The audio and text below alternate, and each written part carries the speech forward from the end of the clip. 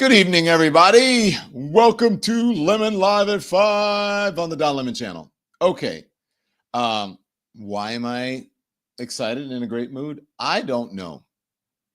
I actually don't know.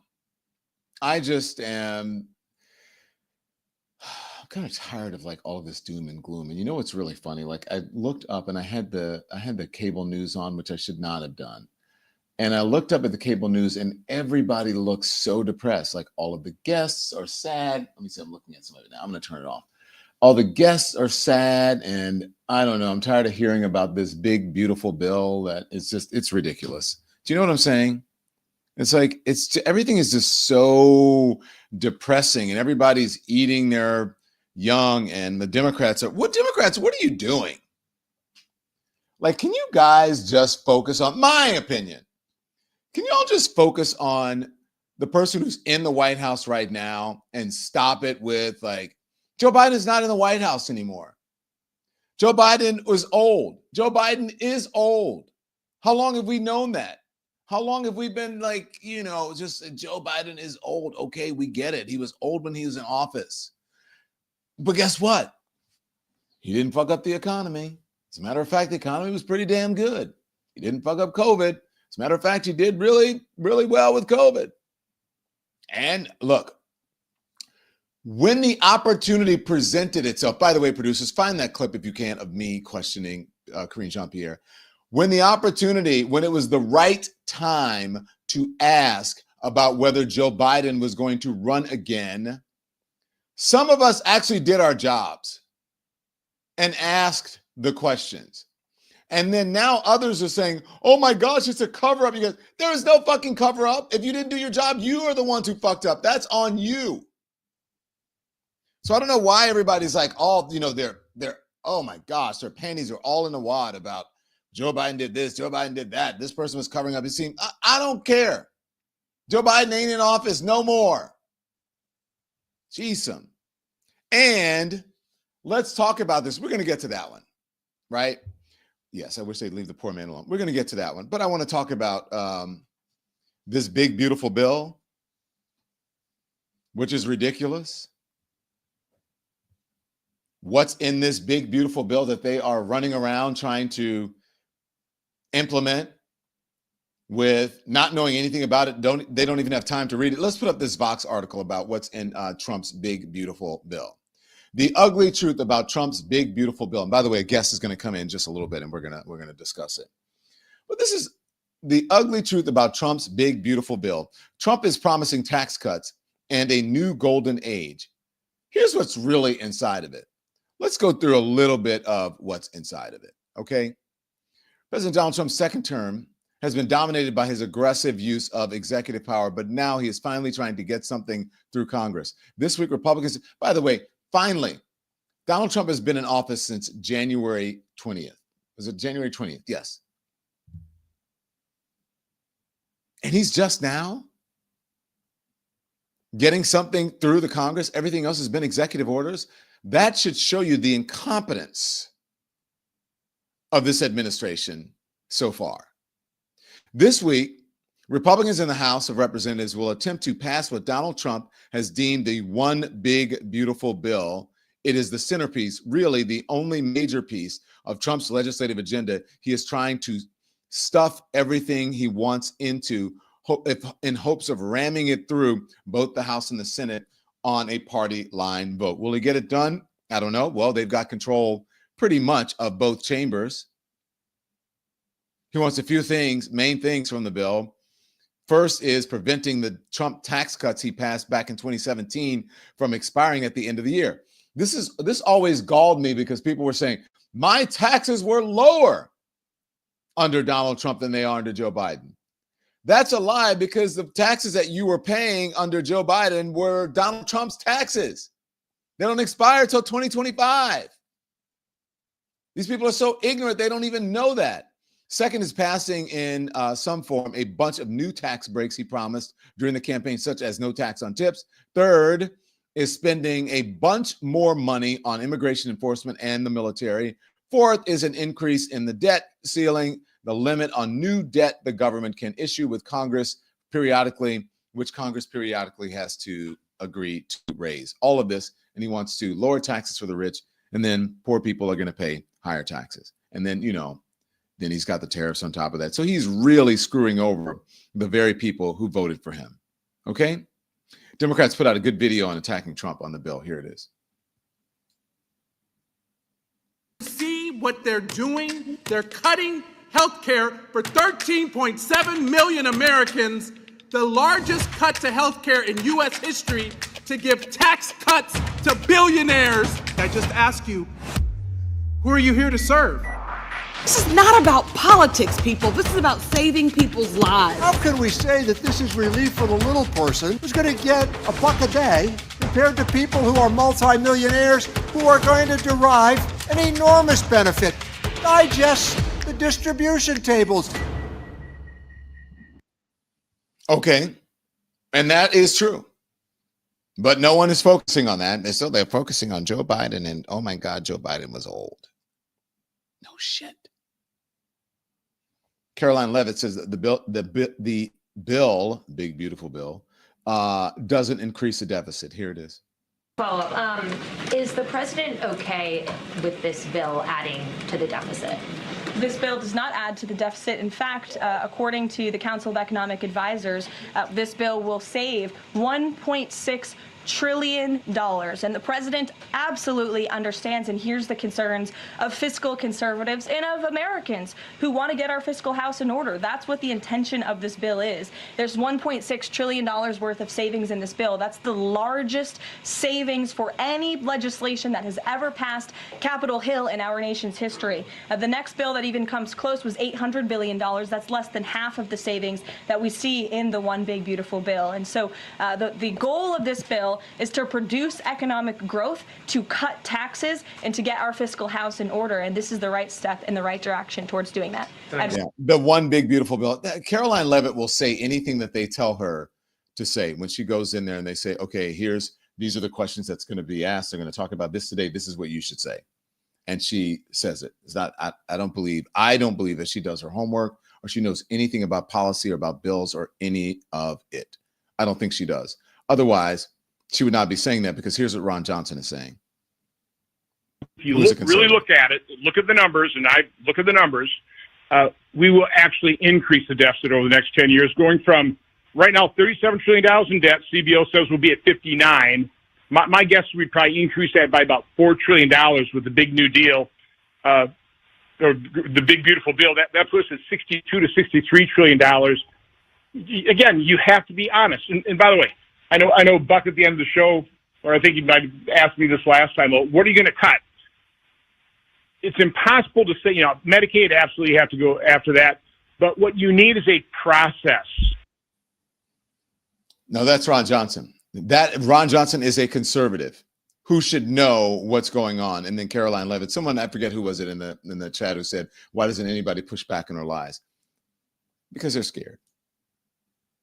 Because they know from their bosses, either they've been explicitly told it or implicit. It is implicit that you don't push back too much. That's why. So let's talk about what's in the big, beautiful bill. We have someone who is the perfect person to discuss rights for the Bulwark. I want to introduce them now.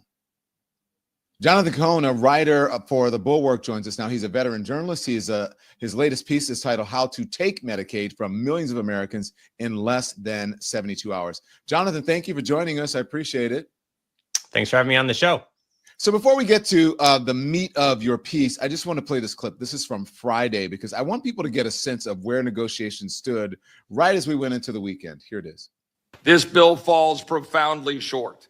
It does not do what we say it does with respect to deficits. We are writing checks we cannot cash, and our children are going to pay the price. So I am a no on this bill unless serious reforms are made today, tomorrow, Sunday.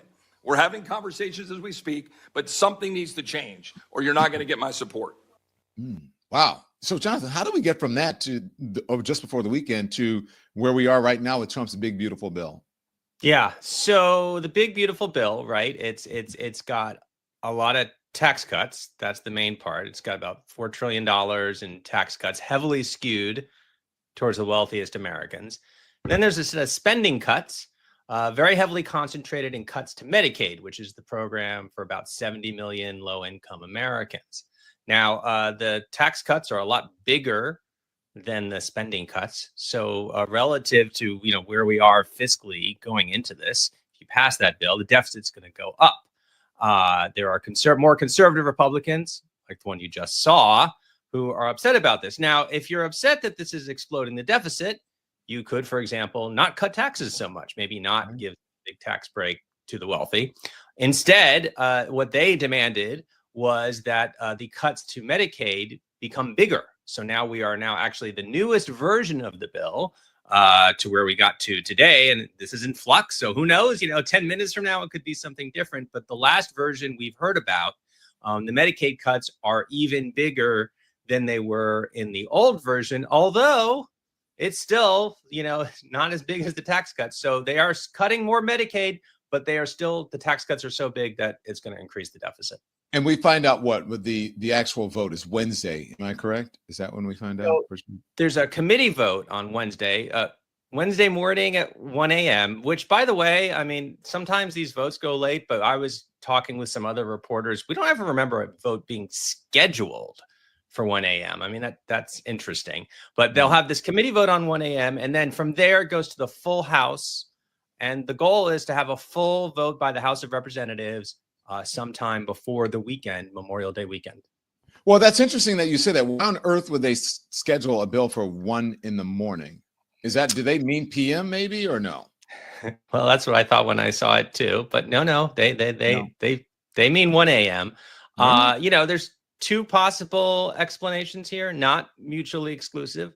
One is they really want to get it done before the Memorial Day weekend. Everyone wants to go away, get back to their, congressional, go back to their districts. And there's certain procedural steps they have to go through before a vote comes to the floor. So getting it done as soon as possible keeps that timeline going. That's explanation number one.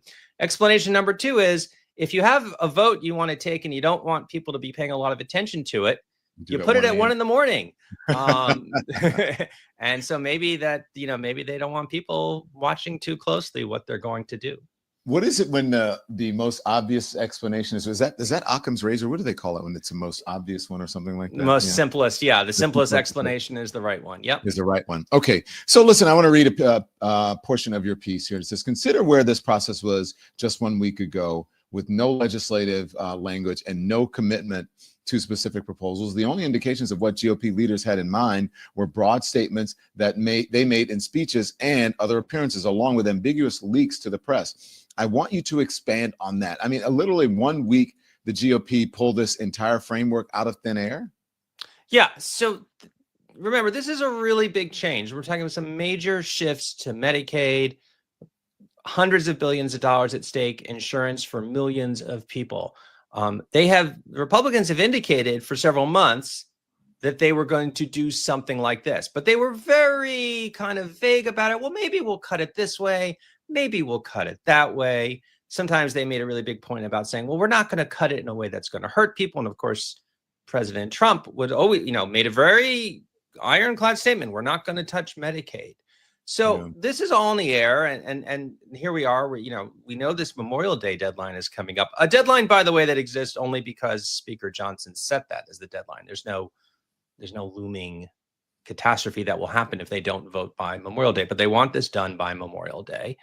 And they were evidently they couldn't agree on what they wanted to do, and they didn't want it out there in the public for too long. And then boom, Sunday night again. Strange time if when legislation appears 8 o'clock on Sunday night, but a week ago Sunday night, finally they had committed to a set of actual proposals. There was actual legislative language, and you could see finally what they were proposing. Interesting. Okay. Not that anybody cares anymore because they're completely ignoring the legislative branch, but the CBO has the Congressional Budget Office. Has it had time to estimate just how much this is going to cost? Not fully. It takes time. These are very complicated changes, and the CBO, a bunch of economists, they have to run these very careful models. It takes time. They were able to produce some preliminary estimates, which are, by the way, already out of date because now they've changed the bill, but they've produced some preliminary estimates based on the bill that was posted Sunday night. And it does what on the Medicaid side, it does what the Republicans said they wanted. It saves, it reduces government spending by hundreds of billions of dollars over 10 years.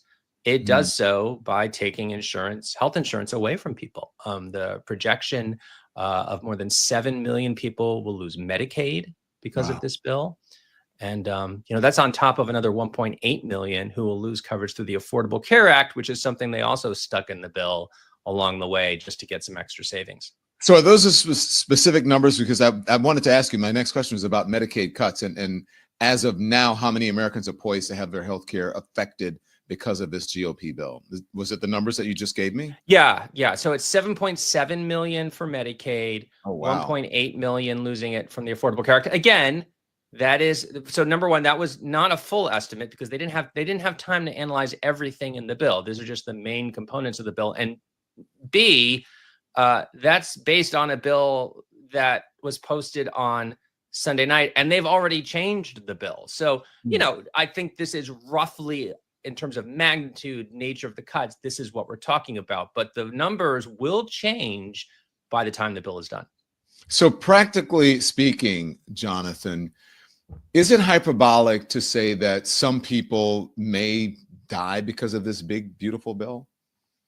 No, it's not hyperbolic. Look, we have a lot of evidence about the impact of Medicaid, quite a bit. We've had a lot of studies, and the studies are pretty conclusive now that, we've always known that Medicaid helps people get access to healthcare. We've always known that it helps people weather the financial burden of medical bills, which we all know. Medical bills are very expensive. They drive people into bankruptcy. They make it hard to pay your rent, keep up with your car payments.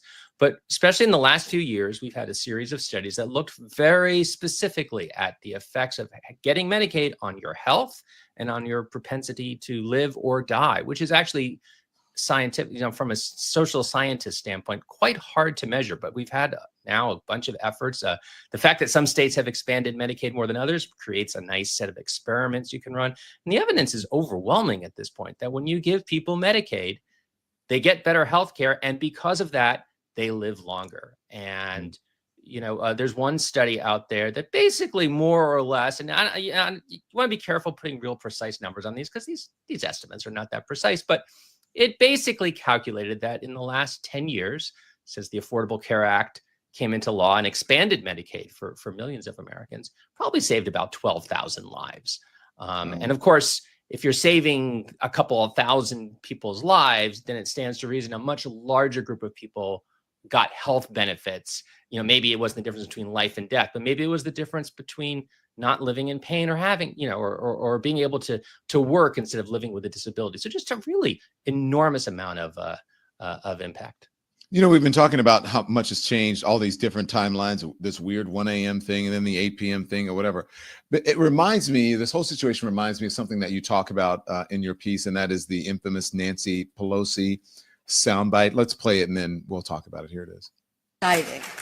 But we have to pass the bill so that you can find out what is in it away from the fog of the controversy. Okay. So listen, I know this is often taken out of context, and I hear conservatives all the time saying, well, Nancy Pelosi said, but it's out of context because she was speaking in the final few days of the congressional debate after months of work on the bill. But the quote seems fitting for what Mike Johnson is planning. Is that correct? Absolutely. She said that. And if you hear the whole quote, at least I'm glad you played the whole quote, because you get the sense from that whole quote that what she's saying is, look, people have distorted this so much. Once this bill gets passed, you'll see it doesn't look anything like these distortions, which was true, by the way. Some of the criticisms were absolutely right, but a lot of them were made up. But if you look back, that was Obamacare, right? That was that was Obamacare. Right? This is the Affordable Care Act, which was signed into law in 2010, March of 2010. Obama's president. Pelosi back then was Speaker of the House, and that date's important because they started talking about the law that became the Affordable Care Act in the spring of 2009. There was a whole year of debate there. And, in my article, I talk about the fact that the committee that just had the vote to vote the bill out, the Energy and Commerce Committee in the House. In the months between when they started talking about healthcare reform and finally voted out a bill back in 2009, they had 8 full hearings with experts and testimony to talk about different aspects of the bill. And then there was a 2-week period they debated the bill before voting on it. Do you know how many hearings they had this year on healthcare before voting on this bill? 0.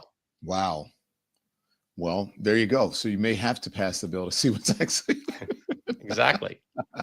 Literally true in this case. Jonathan, great reporting. Jonathan from the Bulwark, Jonathan Cohn. Thank you. We appreciate it. Thanks for having me. Yeah. And again, our thanks to Jonathan Cohn from the Bulwark. There it is right there. His piece, How to Take Medicaid from Millions of Americans in Less Than 72 Hours. And now, everyone, here is a word from our sponsors. Support for the Don Lemon Show today comes from 120 Life. Did you know that high blood pressure is the #1 risk factor for mortality? 1 in 2 adults has it. That is a 50-50 chance that you're a walking time bomb. But here is the good news.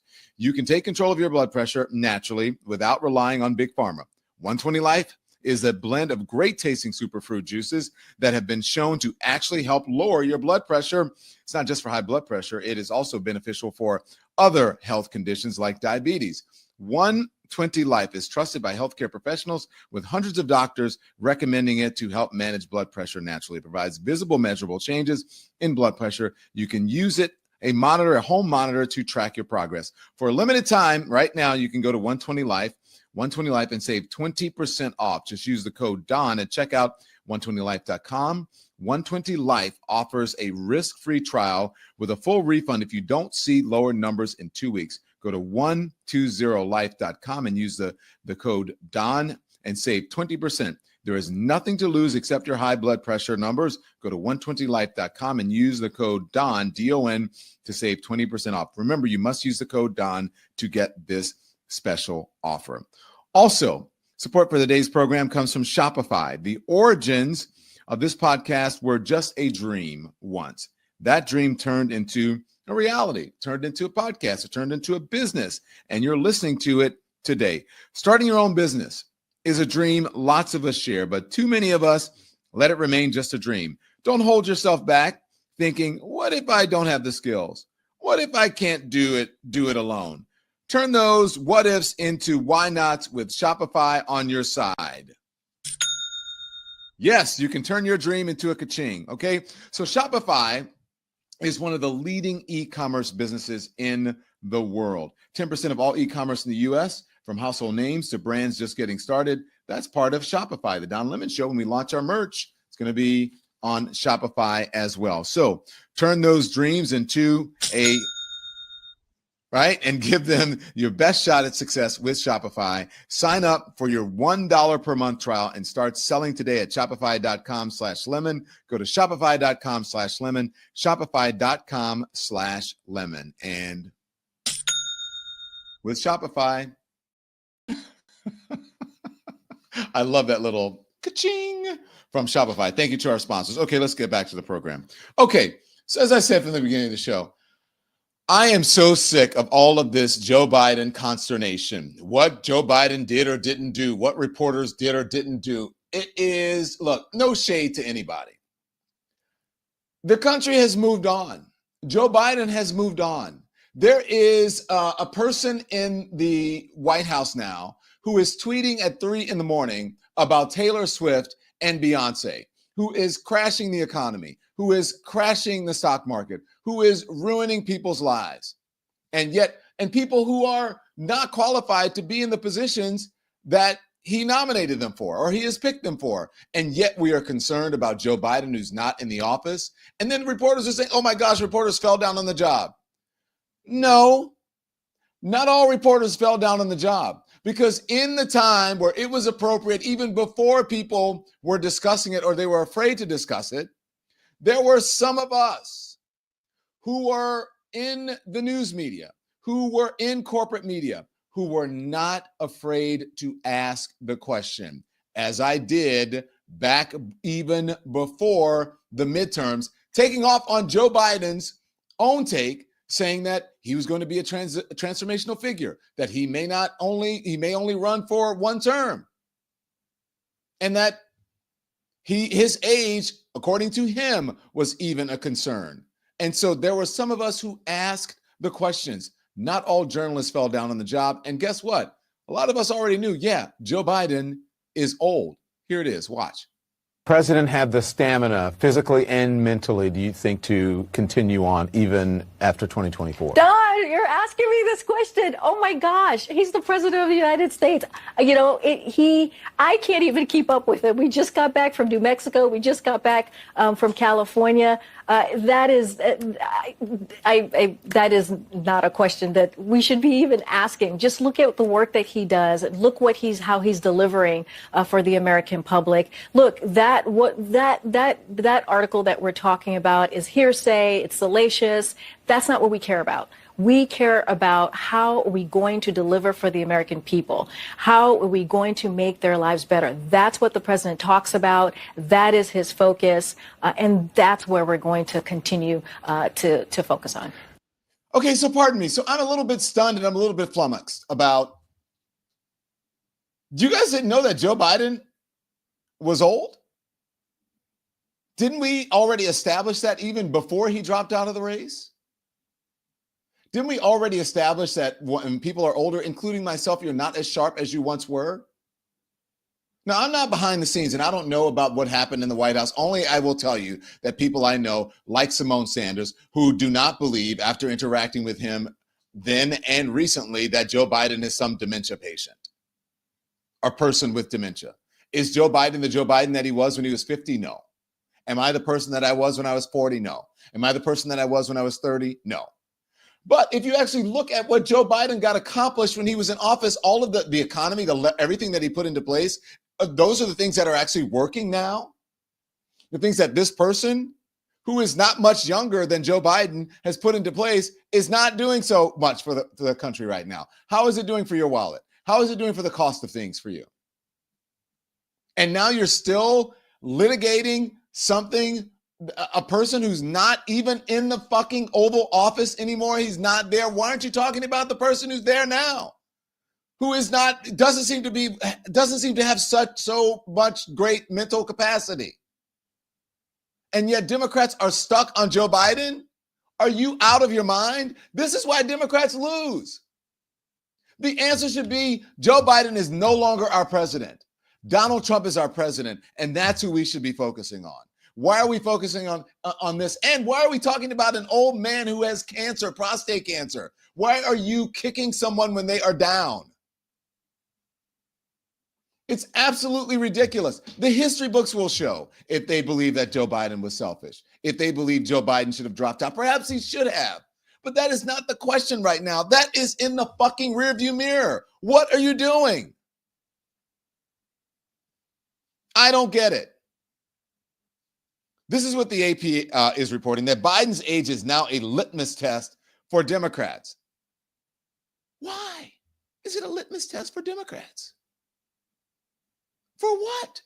Why can't Democrats take a page from the Republicans? When asked about Joe Biden, why can't they do what Republicans will do? Perhaps we should be focused on the person who is in office right now who is not doing such a good job. As a matter of fact, his big, beautiful bill that he wants to get passed is a big bullshit bill that no one knows what's in, not even the Republicans who are voting for it.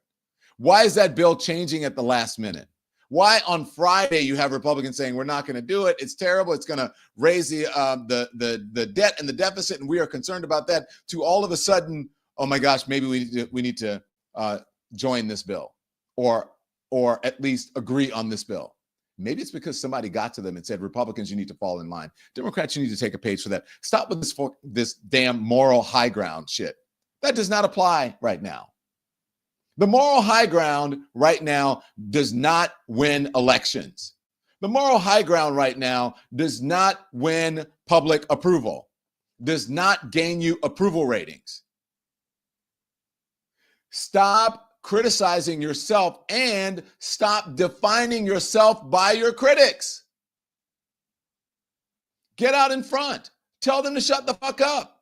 and focus on the guy who's in office right now that they voted in, their guy who is not doing a great job. Joe Biden is no longer the president of the United States. Why aren't you talking about the civil rights legislation that he's undoing? Why aren't you talking about all the accomplishments that he did if you're going to focus on what was wrong with Joe Biden at the time? Everybody knew Joe Biden was an old man. Give me a break. Joe Biden was old. Okay, so it's the sun rises in the east. It's absolutely ridiculous. I am with my former colleague and friend Simone Sanders when she said this when asked about it on MSNBC. Watch. The book say that Joe Biden has dementia?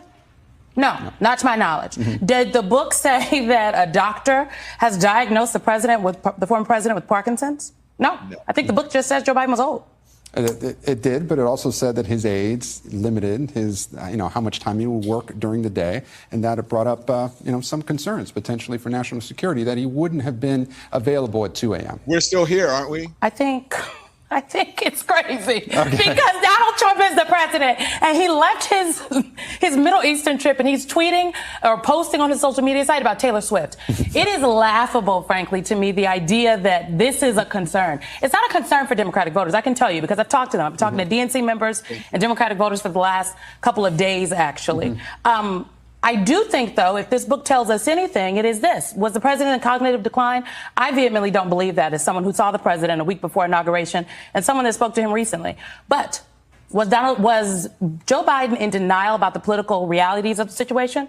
I think so. And we have to ask ourselves, if that's the case, why? Well, I have to look to the people that were advising the president. What were they telling him? What weren't they telling him? But if we explore that, I think then some people who have yet to show up and take responsibility, then there are questions for them. It's easier, though, to just say, oh, well, the president was old. Well, I'll ask you what I asked the congressman earlier in the broadcast. What should be the main message for Democrats heading into 2026, 2028? Is it economy? Is it Trump's cuts? Focus on what they can do for what the would you American advise any potential candidates? I think I would advise candidates to, particularly because midterm elections are about your district, right? This is not a national election, as though I think some Democrats would like to make it. I think that you need to know the issues of your district. And if you talk to voters in the key districts across the country, it is affordability, that is housing, that is the economy. And you can tie in the chaos that the president has created with his tariffs to that issue and not just talk about what Donald Trump is doing, but talk about what you will do if elected. All right. Simone, Danny.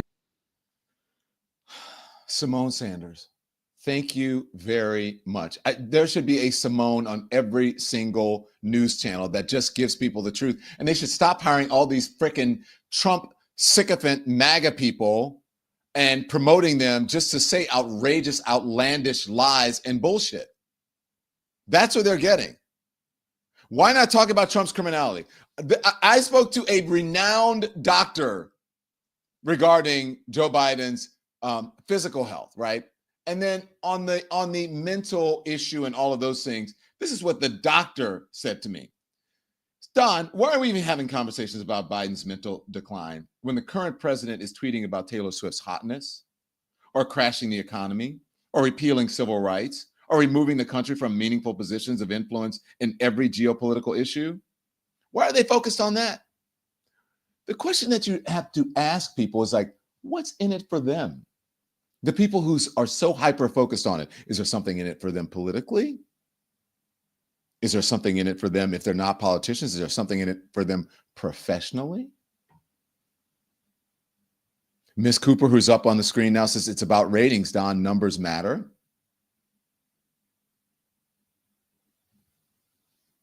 Ms. Cooper may be on to something. MJ may be on to something as well. Says it's book sales. Again, no shade to anyone, but I just don't get it. Because when the opportunity presented itself to question and criticize Joe Biden, that opportunity presented itself when Joe Biden was in office. And if you didn't do it when you had the opportunity or when it mattered, then you fell down on the job. That's not Joe Biden's fault. And if you allowed Joe Biden's aides or people around him to diminish or question your own journalism, that's your problem. That's the same thing that's happening now with Donald Trump. People are afraid to push back because of what? I don't want to mess up whatever it is, I don't want to mess it up for my bosses. I'm afraid to ask the questions because I don't want the C-suite to come down. I don't know what it is, but it is really bizarre to me. I don't understand it. I don't get it at all. That is from an America that is gone, that is past, a time gone by. We're in the Trump era 2.0 now. Let's focus on Donald Trump. This is what Republicans are doing, and this is what you're falling into, and you're allowing MAGA Republicans and conservative media to decide what the Democratic Party is or who you are as journalists. This is this guy's name. I think his name is Robbie Suave. I think he's from the Hill or something. Here it is. While it is vital to wish President Biden the best, his latest health issue cannot distract us from continuing to scrutinize how his inner circle covered up his cognitive decline, his health problems in the last 2 years of his presidency, or longer. Indeed, this cover-up of former President Biden's cognitive decline has finally been exposed for all the world to see, or rather, to hear. The full 5-hour audio recording of Biden's interview with special counsel Robert Hur was released and obtained by Axios over the weekend. It makes abundantly clear that any elected Democratic official, mainstream media mouthpiece, or Biden administration campaign surrogate who blithely asserted that 2024 Biden was the top of his game, sharp as ever, ready to rumble, whatever, well, they were lying to you. Excerpts from the tapes leave no room for doubt that Biden was incapable of serving another term in office. In fact, it's astonishing that he was not forced to resign the presidency during his final 2 years. Moreover, the Democratic Party deserves the profound mistrust of the American people. What they tried to keep from you, from us, it's shocking. No one, even tangentially associated with the Biden administration, should ever hold office again or work on campaigns again. And every Democratic senator, representative, okay, and talking please head stop. who said, Stop. trust All me. right, enough.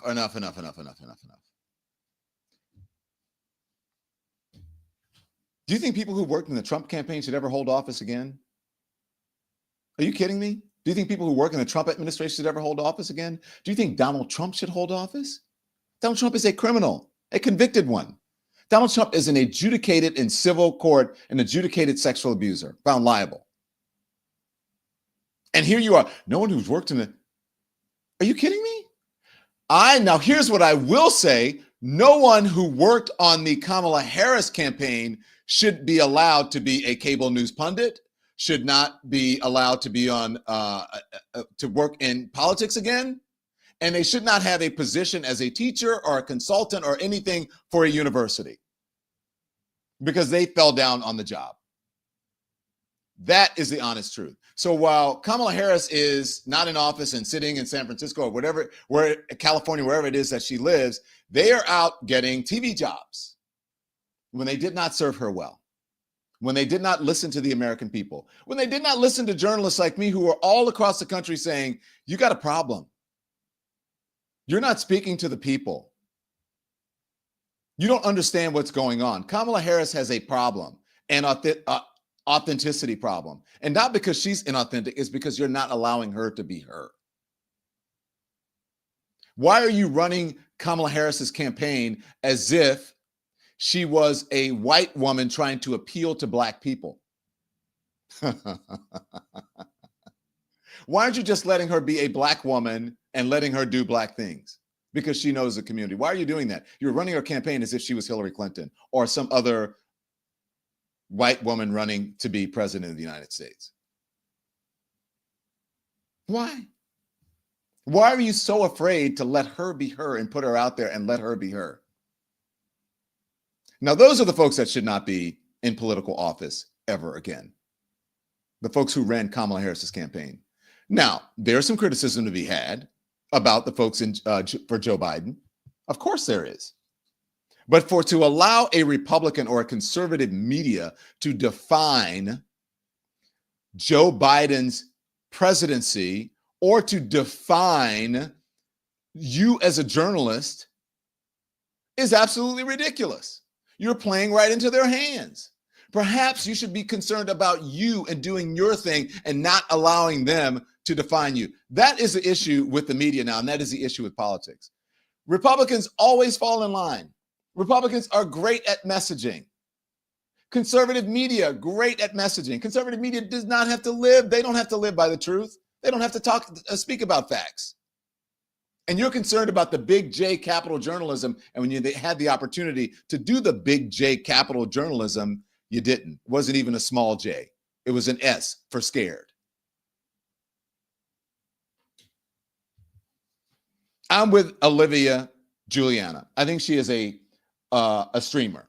And I love to get real people on because sometimes the folks who are in streaming, they're really hitting the streets and understanding what's in the zeitgeist and not sitting in studios with a bunch of hair and makeup, not talking to people except for everybody who's around and everyone who has an agenda to get on television and say a certain thing, or to get in the media and to get in print and say certain things. So I am with this Olivia Juliana on what she has to say about Joe Biden and what's happening now. Here it is. To every single one of those Democratic figures who have spent the last few weeks going after Biden, I hope that you feel the weight of how much of a piece of trash you actually are. Because now you haven't just been going after someone who is no longer in elected office, who no longer has power. You've been going after a grandfather who has an extremely aggressive form of cancer, who is probably trying to live out the rest of his days with his family. And instead of spending your time and using your platforms to talk about the guy who is cutting research funding to kids with cancer and deporting children with cancer, you're going after the guy who is no longer in the White House. And that's why I have no tolerance for this bullshit anymore. Leave Joe Biden alone, move on past 2024, and focus on the shit that we're dealing with right now in 2025. What she said. And now a word from our sponsors. Support for today's program comes from MSI United States. I want to tell you about something incredibly important right now. Right now, around the world, a silent tragedy is unfolding. Women are facing major crises. Cuts to foreign aid for modern, safe contraception are putting lives in jeopardy. MSI Reproductive Choices is an international charity that has been providing vital care to women in 36 countries for years. MSIUnitedStates.org has launched the Choice Emergency Fund to replace USAID funding cuts. Women and girls are counting on us. Choice matters to girls' education, women's economic power, and healthier lives for families. For 257 million women, choice is impossible. Imagine being a woman with no access to contraception, no voice over your own future because of devastating foreign aid cuts. Millions of women are being stripped of basic health care, and they're left to face life or death consequences alone. This year, nearly 90,000 women will die from pregnancies they never planned because they lack choices.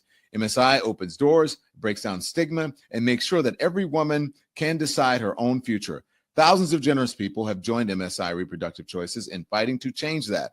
When you visit MSIUnitedStates.org, you'll see inspiring stories about the brave women making choices possible for women with few healthcare options. At MSIUnitedStates.org, for just $6.50, you can give a woman the power to choose her future. 1 full year of contraception, 1 year of hope. Please don't look away. Help stop the needless suffering. To make a tax-deductible gift, donate today by texting my last name, Lemon, to 511-511. Text LEMON to 511-511 or visit MSIUnitedStates.org. That's M as in modern, S as in safe, I as in informed, UnitedStates.org.